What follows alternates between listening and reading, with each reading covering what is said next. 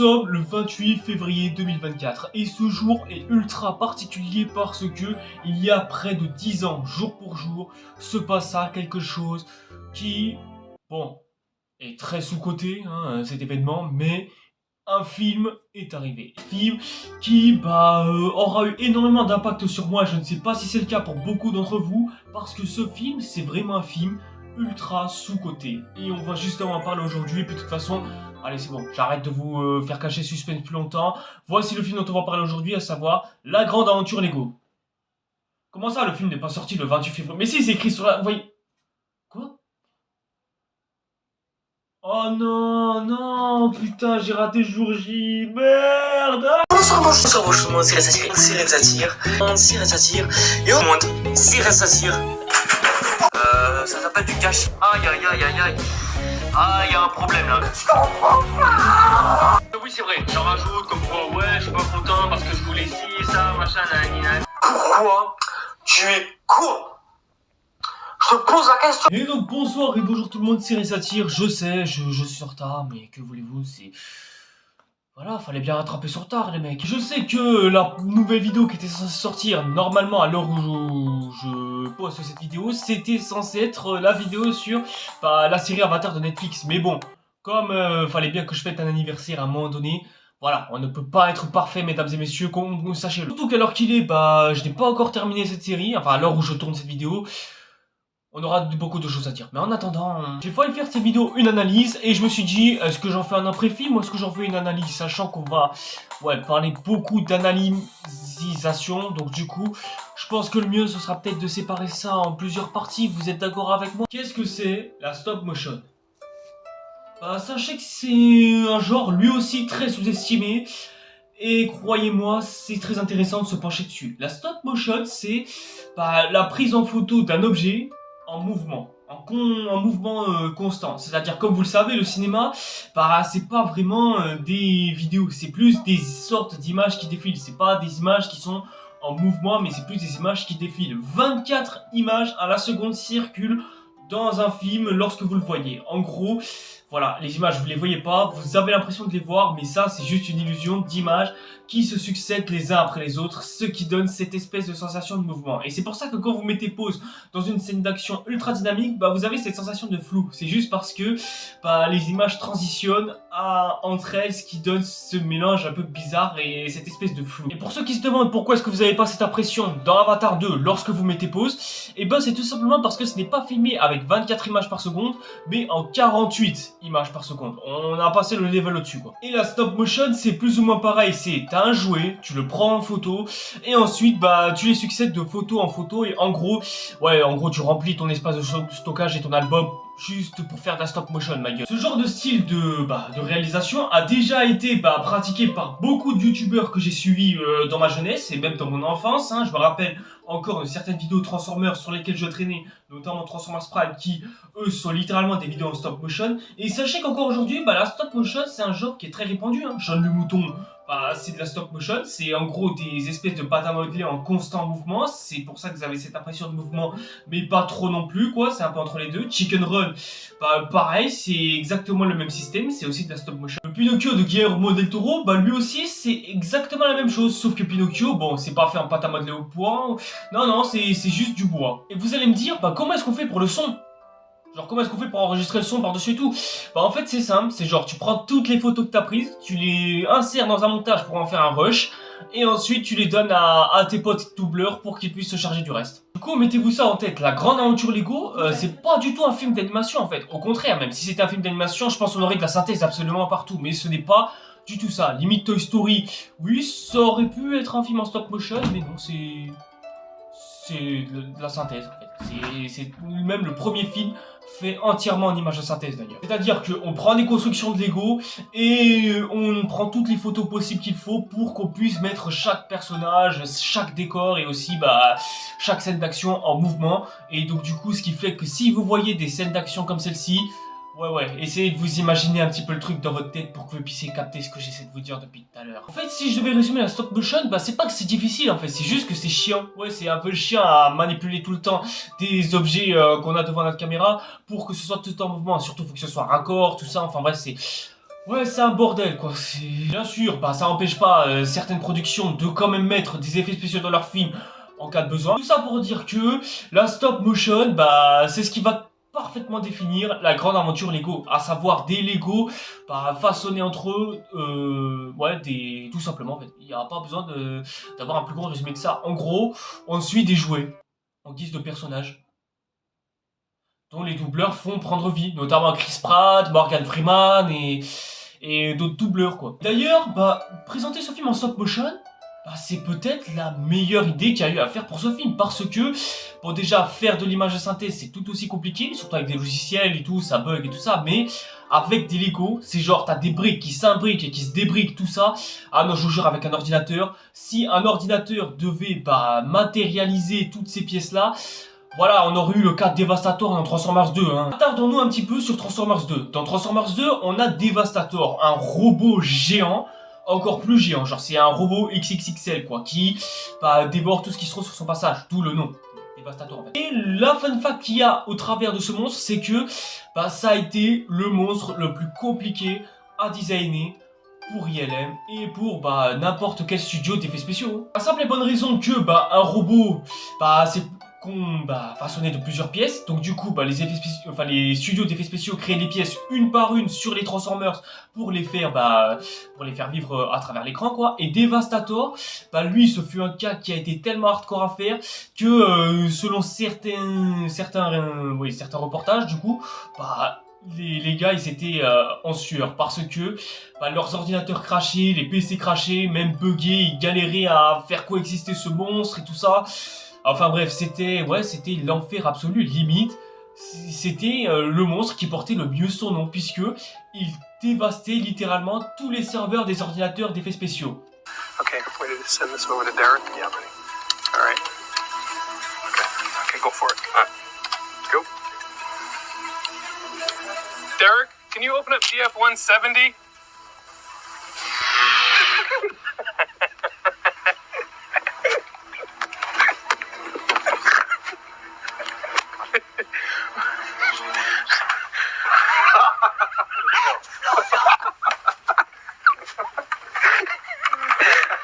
That's a giant fucking robot.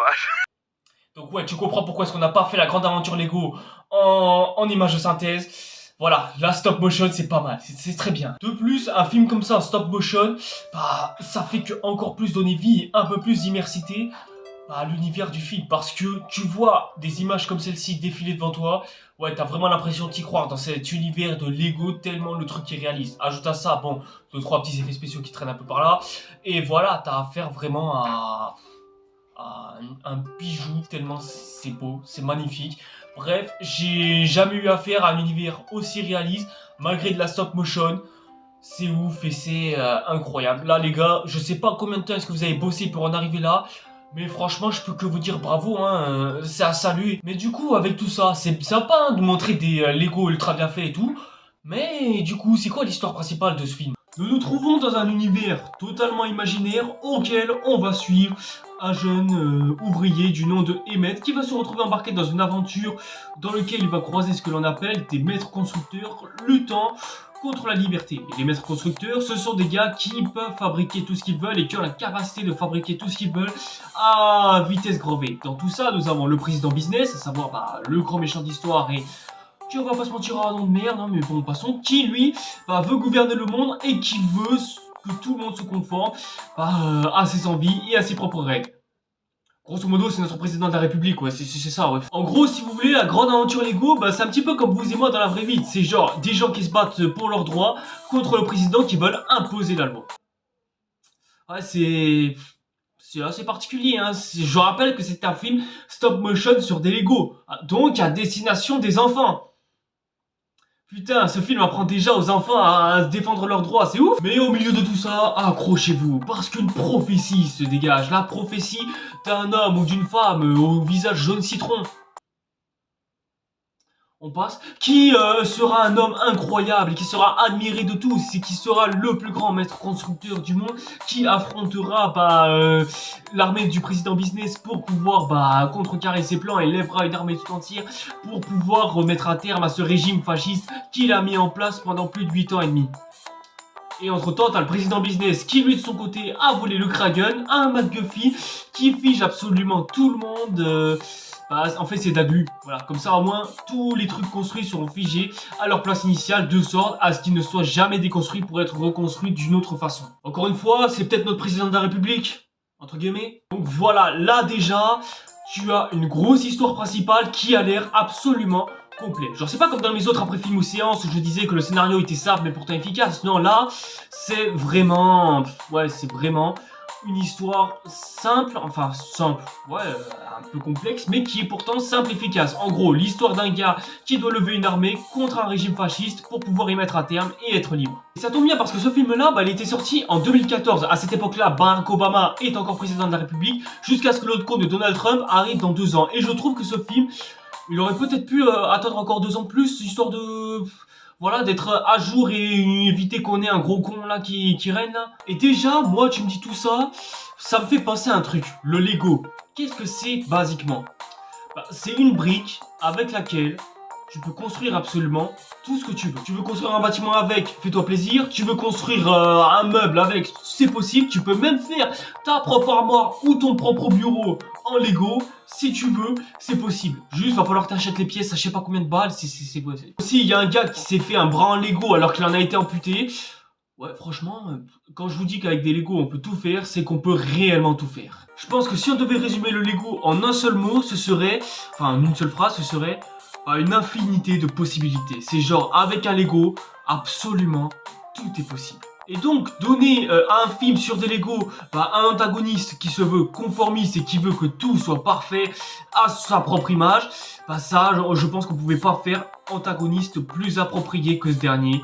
Là, encore une fois, les scénaristes, vous avez fait fort, hein. Toutes mes félicitations. Et bien sûr, t'as dans toute cette histoire, le jeune Emmett qui... comment dire, lui, c'est un petit peu le gars basique et normal dans toute cette histoire. Un gars qui a pas d'amis, pas de famille, qui est juste un simple ouvrier qui se fond dans la masse des centaines d'ouvriers. Et ces ouvriers ne sont là que pour construire, à savoir, c'est leur job, quoi. En fait, c'est simple. Emmett, c'est juste un gars qui s'est enfoncé dans le conformiste au point de faire partie de ce même conformiste, à savoir un gars en uniforme qui doit se conformer au job qu'il doit effectuer, à savoir construire des bâtiments pour ensuite les détruire et ensuite les reconstruire et ainsi de suite et ainsi de suite. En gros, c'est une boucle qui se répète finalement. Mais quand il rencontre Cool Tag, à savoir une meuf qui fait des tags parce que c'est cool, c'est que maintenant vous captez la référence? Une jeune femme qui est à la recherche de ce que l'on appelle la pièce de résistance, à savoir le seul objet qui est capable d'arrêter le Kraken. Parce que si on n'arrête pas le Kraken, avoir le monde entièrement figé, ça donne pas envie. Mais c'est aussi avant tout une personnage qui voulait à tout prix être l'élu de cette soi-disant prophétie que je vous ai parlé en début de vidéo. Et bon, forcément, comme c'est le hasard qui fait bien les choses, Emmett tombe dessus comme par hasard. Parce que oui, j'ai oublié de préciser, en fait, Emmett, il a un mode d'emploi qui lui demande ce qu'il faut faire et ce qu'on doit faire. Putain, on a vraiment un niveau de conformiste vraiment haut, quoi. C'est vraiment haut. Même Macron, il n'en est pas encore à ce niveau-là. Ouais, pour moi, il y sera, si jamais vous le laissez encore président. Bref, Lucie n'étant pas contente, elle fuit, mais bon, déjà, pourquoi est-ce qu'elle fuit? Enfin, pourquoi est-ce qu'il y a une incohérence scénaristique comme ça? Et puis surtout, on apprendra plus tard qu'en fait, Cool Tag, c'est juste un pseudonyme pour cacher sa véritable identité. Mais pourquoi? La scène qui suit juste après, à savoir la scène où Emmett récupère cette pièce de résistance, c'est sûrement la scène qui est la plus intéressante, parce que lorsqu'on voit Emmett sur le point de toucher cet objet inconnu, il y a écrit sur le mode d'emploi au même moment de ne pas toucher les pièces inconnues. Et c'est là, cette scène-là, je la trouve super intéressante. Parce que, bon, on l'a vu au fil du film, la pièce de résistance, c'est Emmett qui l'a eu. Et ça, en la touchant, ça lui a permis de un peu plus s'ouvrir au reste du monde et de non seulement découvrir un peu plus cet univers, et surtout sociabiliser avec des gens autour de lui, ceux qu'il n'a jamais réussi à faire dans sa propre vie. Donc en gros, le conformisme dans tout ce que cette scène veut nous montrer, c'est quelque chose qui en fait nous enferme dans une case, nous empêchant de sociabiliser avec les restes des gens autour de nous. Et ouais, voir une scène comme ça, c'est pas si intéressant que ça au premier abord, mais si tu fais attention à juste un seul détail, tu te rends compte qu'en fait cette scène, elle raconte plus que ce que le film veut nous raconter à la base. Et après l'élément déclencheur du film, franchement niveau péripéties, bon, ça ressemble un petit peu à du film pour enfants et on se demande bien pourquoi, mais il y a des scènes qui, je trouve, vraiment super intéressant. Du genre Emmett qui se sert de sa propre tête pour en faire une roue, c'est super imaginatif. Et puis surtout, bah, Emmett qui développe son imagination. La scène où t'as Emmett, Coultag et Vitrovius, enfin Metrovius, comme je croyais entendre à la télévision, qui décide de parler à Emmett et de voyager dans son cerveau pour savoir ce qui s'y passe. Bah oui, c'est une scène très cool que franchement j'aime bien perso. Mais c'est vrai qu'au premier abord, c'est pas non plus la scène que je vais le plus retenir malheureusement. En fait, quand tu sais les péripéties du film, ouais, c'est juste ouais, un film avec des péripéties, avec un peu d'action, tout ça. Bref, le principe d'un film pour enfants. Et la seule chose qui est fabuleuse avec toutes ces scènes, bah, c'est juste la stop motion. Parce que quand tu sais comment ça se passe derrière, ouais, tu te dis que les gens ils ont dû en chier pour nous donner ce rendu final. Parce que vraiment, c'est ultra convaincant. Même encore aujourd'hui, pas une seule ride de prise alors que le film date d'il y a 10 ans. Et c'est vrai que quand Emmett voyage autour de ça, moi le truc que je retiens c'est que cet univers, il y a une infinité d'autres mondes qui créent énormément de diversité. Genre t'as quoi, l'astro des années 80, Gandalf. Ah c'est... Ouais non j'ai cru que c'est Dumbledore puisque il appelle Dumbledore. T'as des héros DC Comics tels que Batman et certains héros de Far West que tu ne verras pas. Hein. Désolé les gars, il n'y aura pas Clint Eastwood ou je sais qui d'autre. Par contre c'est normal que Batman et Lucy soient ensemble. Enfin pourquoi est-ce qu'ils sortent ensemble, d'où est-ce que ça sort? Ouais, pourquoi est-ce qu'ils sont en couple? Explique. Mais là où Emmett est un personnage fascinant, c'est que c'est un personnage qu'on kiffe suivre parce qu'il a beaucoup d'imagination. C'est un gars qui, lorsqu'il a une idée, bon, elle peut paraître simpliste au premier abord, mais elle est absolument fascinante. Le coup du canapé à Impérial, c'est une super bonne idée. Après aussi, ça sert aux fétichistes de pieds si jamais il y a des pieds qui pendouillent pour... Mais c'est un objet qui a quand même servi de abri contre l'inondation. Déjà, comment c'est possible qu'un canapé puisse flotter? Enfin, est-ce que c'est même possible qu'un canapé flotte? Voilà, déjà là, je me pose des questions à savoir comment est-ce que c'est possible tout ça. Ensuite, son plan d'infiltration à la tour bureau qui est la plus haute tour de tous les temps, hein, si je me réfère à la taille du truc. Et ce que j'aime aussi avec cette scène, c'est que elle arrive à faire coopérer nos héros. Parce qu'on regarde nos héros, ils sont chacun différents les uns des autres, mais on remarque qu'ils ne peuvent pas vivre sans leur style. Et ça...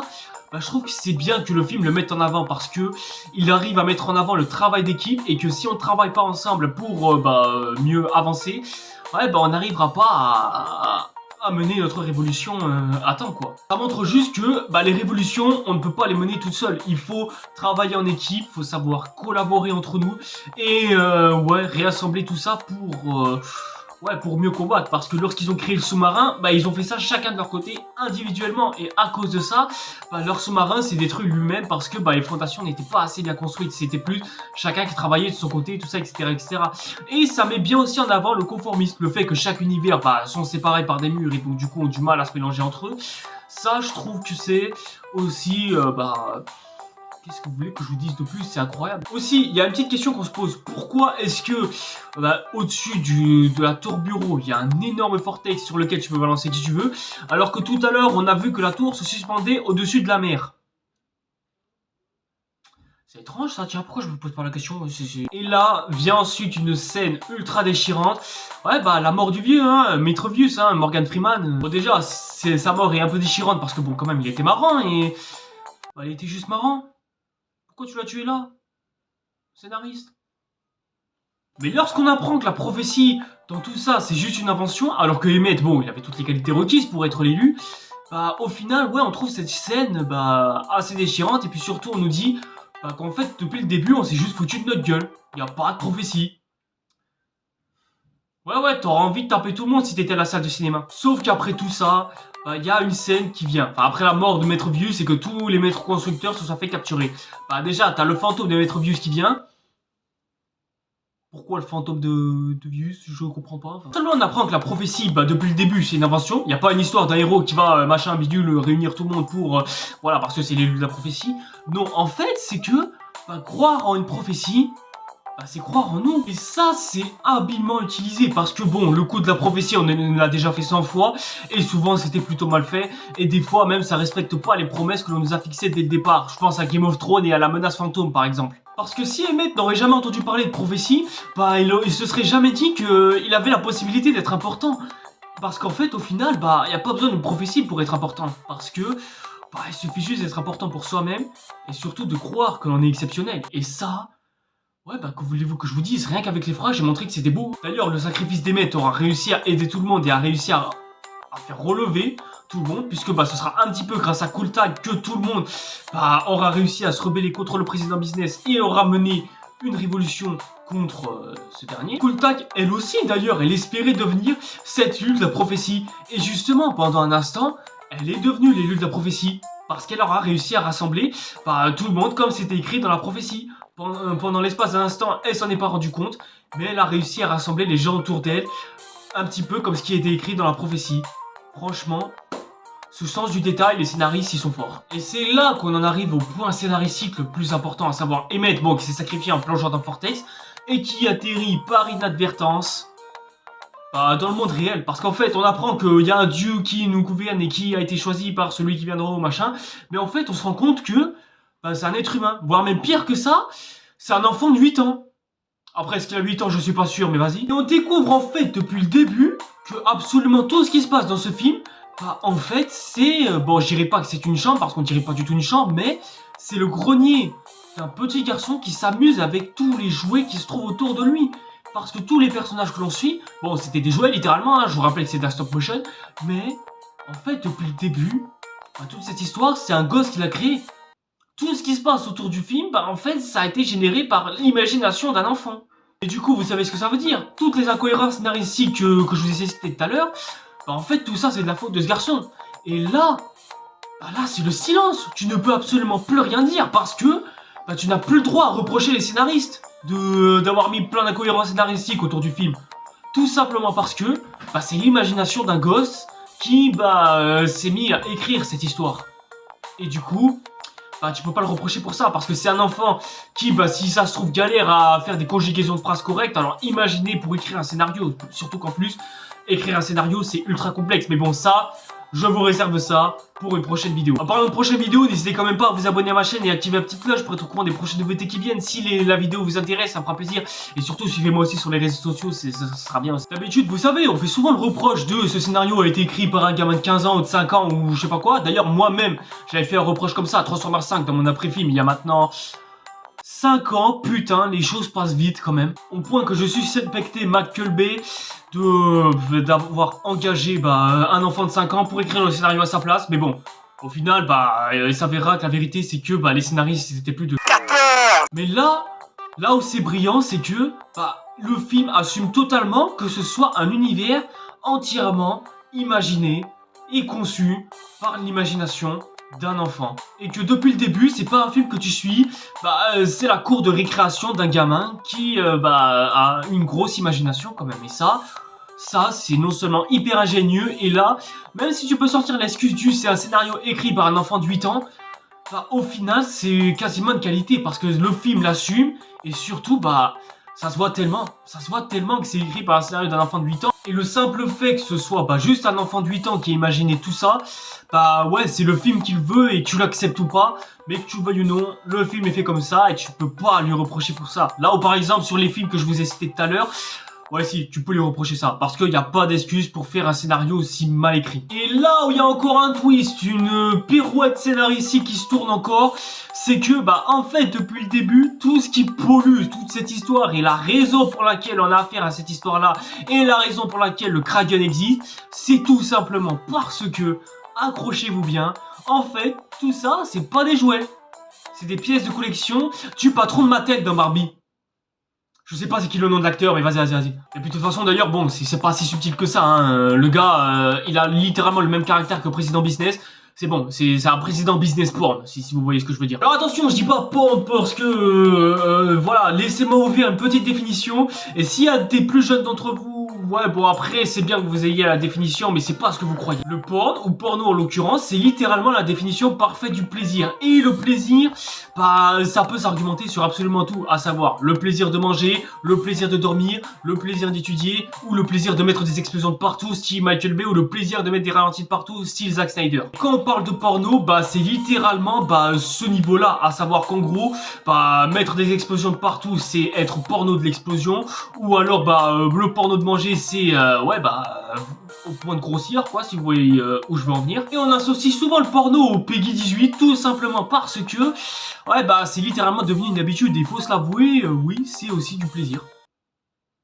La subtilité de cette vidéo, putain, je suis parti loin, je suis parti d'un film pour enfants à la définition d'un mot chelou, mais bref, c'est pour que vous ayez un sens, quoi. Donc là, on va encore plus loin dans la simplicité. L'histoire de la grande aventure Lego, c'est l'histoire d'un garçon qui joue avec ses Lego, à côté de son père, le collectionneur, qui veut que tous ses Lego soient parfaits, parce que c'est des pièces de collection ultra précieuses.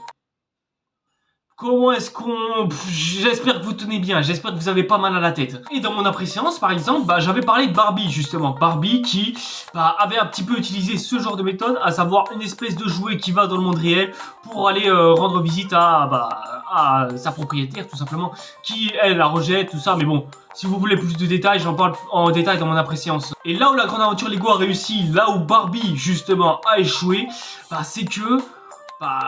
Tim, il a un attachement envers l'univers qu'il a autour de lui. Il veut pas que tout soit conformé à un antagoniste, voilà, au méchant d'histoire, précisément. Parce que soyons honnêtes, le père du personnage principal, entre guillemets, c'est le méchant. Et c'est là où tout à l'heure je vous parlais de la stop motion et je vous disais qu'un film en stop motion, c'était l'une des choses les plus ingénieuses que j'avais fait parce que, bah oui, littéralement, nous avons suivi des jouets et on s'est attaché à ces jouets.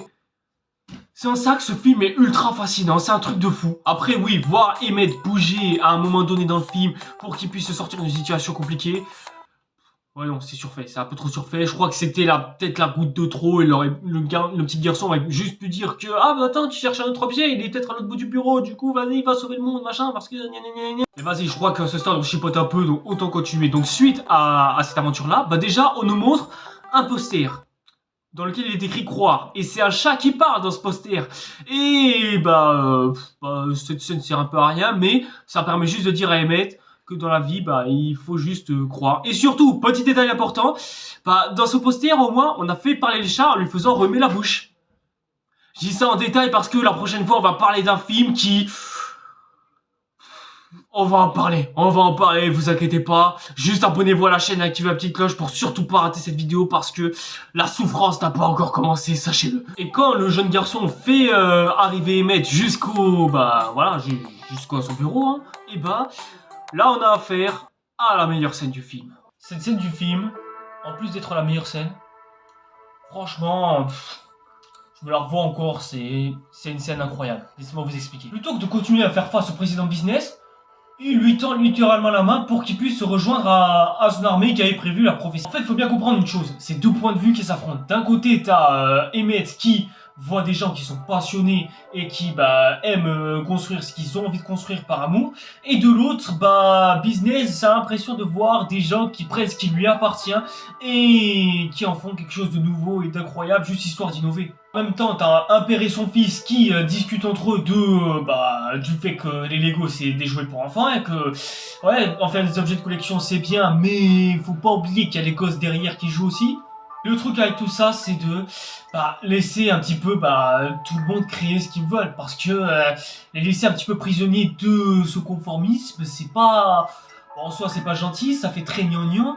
Mais la façon dont c'est amené, la façon dont c'est écrit, surtout le contraste qu'il y a entre la partie qui se passe dans le monde Lego et l'autre partie qui se passe dans le monde réel entre un père et son fils, ouais ça en fait une discussion ultra puissante et incroyable. Et on en vient à cette phrase, la prophétie est une invention, mais elle est vraie aussi, elle nous concerne tous, et en ce moment même, elle te concerne toi. Ça veut juste dire qu'on est tous spécial, on a tous quelque chose en commun, et puis surtout, on est tous capables de quelque chose de grand en mettant en valeur notre propre imagination.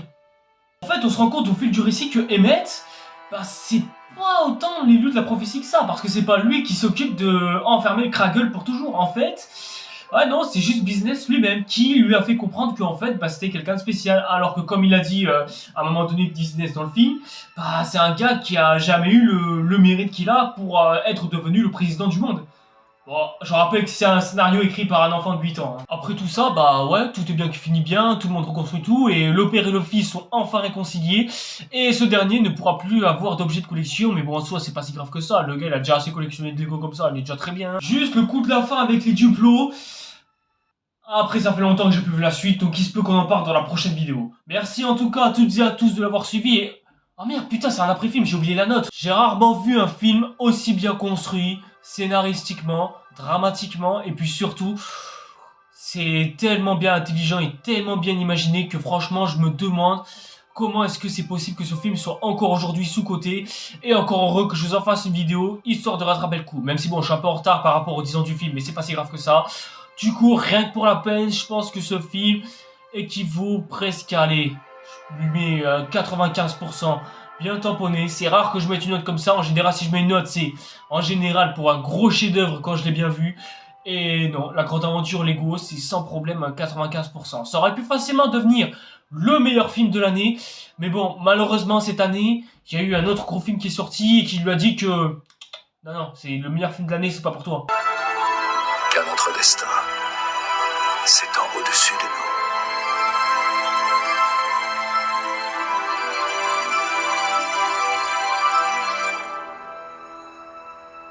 Je pense qu'en vrai, plus qu'un simple remerciement, ce serait une satisfaction d'être tombé sur ce film par hasard, sachant qu'ils vendaient ça par McDo via les Happy Meal évidemment. Hein. À cette époque où le film était sorti, je n'avais que 10 ans.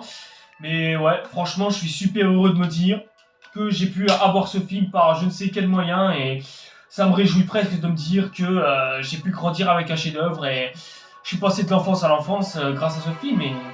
Et ouais, franchement, c'est beau, c'est incroyable, quoi. Je suis heureux de vous en avoir parlé sur cette chaîne YouTube. Je suis même heureux d'avoir pu en faire une vidéo, sachant que personne ne l'avait déjà fait. Mais vraiment correctement. Le seul qui a pu faire une critique pertinente de ce film-là, c'est Michael J sur sa chaîne Alert Spoiler. Et voilà, hein. Merci infiniment de m'avoir suivi jusqu'au bout. Hein. J'espère que je vous aurai pas trop gâché le plaisir. N'hésitez quand même pas à aller revoir ce film si l'envie vous prend. Et non, je vous ne vendrai absolument jamais ce DVD. Juste peut-être dans un DVD tech, j'en ai certains avant. Si vous en voulez, n'hésitez pas à m'en demander. Hein. En tout cas, voilà les gens, c'est tout pour cette vidéo. Merci à toutes et à tous d'avoir suivi jusqu'au bout. C'est une vidéo qui m'a tenu particulièrement à cœur. Donc merci d'être resté jusqu'au bout. Si vous avez aimé cette vidéo, comme d'hab, n'hésitez pas comme d'habitude à la liker et à la commenter. Et nous en attendant, on se retrouve pour une prochaine vidéo. Allez, c'était Restatier. Tout gros tout prêt.